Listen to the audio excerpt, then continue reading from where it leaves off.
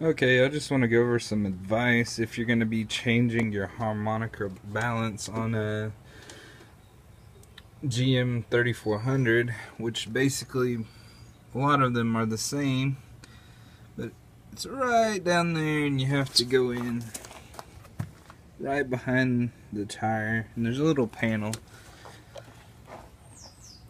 Most of the time you're going to have to drop the motor unless you can't afford to do it that way, and you have to do it how I did it, which was leave it on jack stands and work really hard at getting it off there.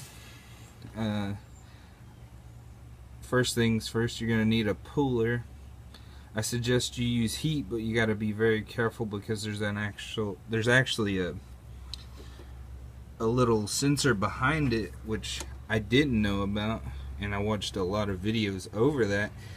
But if you heat it up, you can actually destroy that crank sensor that's behind it.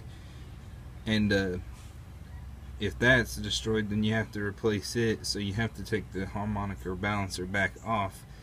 And it's pretty annoying. Plus, that bolt down here, right there, mine got stuck. So I ended up stripping it a little. And I had to resurface it with a Dremel. I thought that was gonna work, but I ended up using heat, and then I found out about the actual sensor behind it, and I was like, oh man, I probably destroyed it, because once I got it back on there, it would turn over, but it would take a few tries. And what it ended up being is, if you don't tighten your pulley on there tight enough, or bolt it down tight enough, which you'll know if you have a torque wrench, but you won't know if you don't.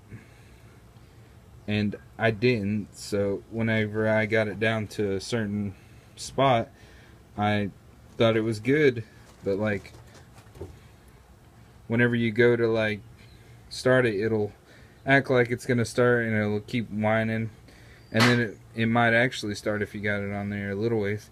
And I thought I destroyed the crank sensor, but it just wasn't close enough to read it. And then when I actually did get it fixed, I just tightened it and it actually started right up every time. And I thought it was my fuel pump, so I ended up changing my fuel pump.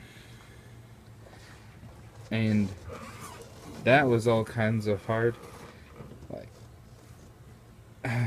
when you go to change a fuel pump, you have to actually compress it down into the thing, which it didn't say anything about that either. So, I mean, there's just little things like that. Like, if you're gonna use heat, just be cautious, because there's things down there you can actually destroy, and it would take you a lot longer to fix it again. But the Dremel works really good on it.